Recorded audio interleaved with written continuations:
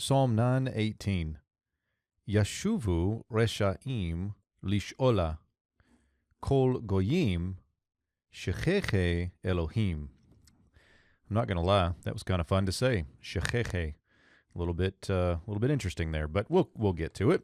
We begin here with yashuvu, so you'll recognize pretty quickly, I think, the verbal root shuv. One of the nice things about the imperfect and imperatives of the two vav yod verbs like this is very often that middle vav will be there as a vowel. It's not always the case, but sometimes it is, and so you actually do see the entirety of the root there.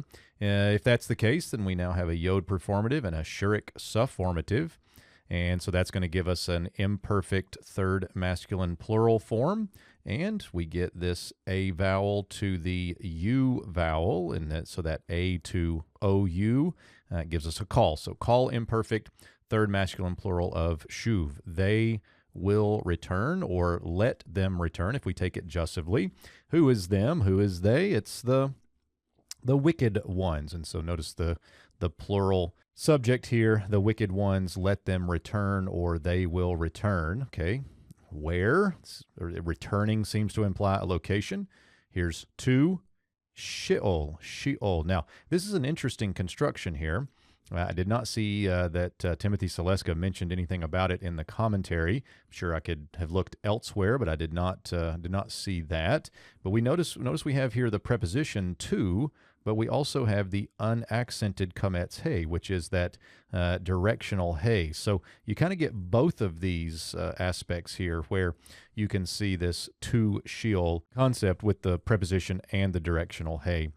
Next, we get all the nations, and I think that all the nations here is referring back to the wicked ones. And so who exactly are we talking about with the wicked ones? We're talking about all the nations. And then we get an appositional modifier that gets more specific. Here we have a call participle, masculine plural construct of the verbal root shachach, which means to forget.